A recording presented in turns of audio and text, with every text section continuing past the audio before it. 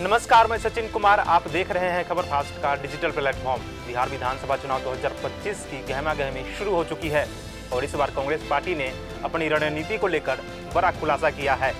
कांग्रेस ने साफ कर दिया है कि वह अपनी पसंद की सीटों पर कोई समझौता नहीं करेगी। आइए जानते हैं कांग्रेस का प्लान क्या है, कौन सी सीटें हैं जहां वह डटी रहेगी और महागठबंधन में उसकी रणनीति क्या होगी। तो चलिए शुरू करते हैं। बिहार विधानसभा चुनाव 2025 की तैयारियां जोरों पर है। महागठबंधन में शामिल कांग्रेस इस बार अपनी खोई हुई राजनीतिक जमीन वापस लाने के लिए कोई कसर नहीं छोड़ रही है। 2020 के चुनाव में कांग्रेस ने 70 सीटों पर चुनाव लड़ा, लेकिन केवल 19 सीटें ही जीत पाई। इस बार पार्टी अपनी रणनीति को और मजबूत कर रही है। कांग्रेस ने हाल ही में पटना में एक आपात बैठक बुलाई, जिसमें विधायकों और नेताओं ने चुनावी रणनीति पर चर्चा की। पार्टी का फोकस भ्रष्टाचार, बेरोजगारी और कानून व्यवस्था जैसे मुद्दों पर एनडीए को घेरने को है।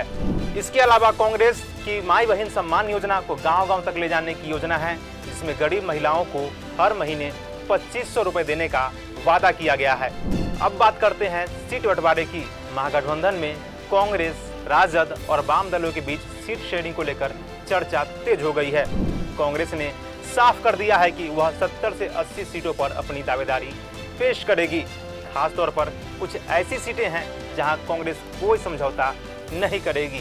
सूत्रों के अनुसार कांग्रेस की नज़र कटिहार, किशनगंज, भागलपुर, समस्तीपुर, मुजफ्फरपुर, बेतिया और पटना साहिब जैसी सीटों पर है।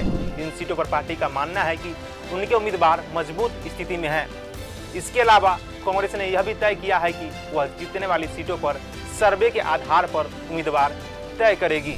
महागठबंधन की हालिया बैठक में तेजस्वी यादव के साथ कांग्रेस नेताओं ने मुलाकात की, जहां सीट बंटवारे को लेकर जल्द से जल्द अंतिम रूप देने की बात कही गई है।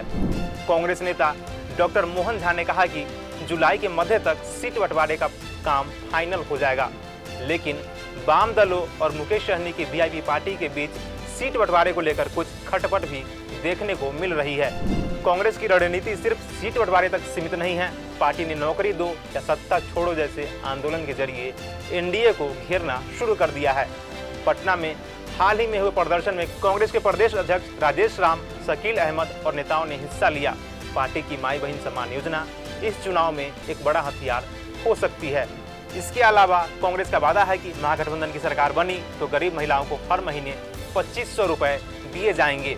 इसके अलावा कांग्रेस जाति जनगणना को भी एक बड़ा मुद्दा बनाने की कोशिश कर रही है, जैसा कि राहुल गांधी ने हाल ही में जोर देकर कहा, लेकिन चुनौतियां भी कम नहीं है। महागठबंधन में वाम दलों के बीच मतभेद और मुकेश सहनी की वीआईपी पार्टी की मांगे कांग्रेस के लिए मुश्किलें खड़ी कर सकती है। साथ ही चिराग पासवान की एलजेपी और प्रशांत किशोर की जन सुराज जैसी छोटी पार्टियां भी इस बार गणित बिगाड़ सकती है। बिहार चुनाव 2025 में कांग्रेस पूरी ताकत के साथ मैदान में उतर रही है।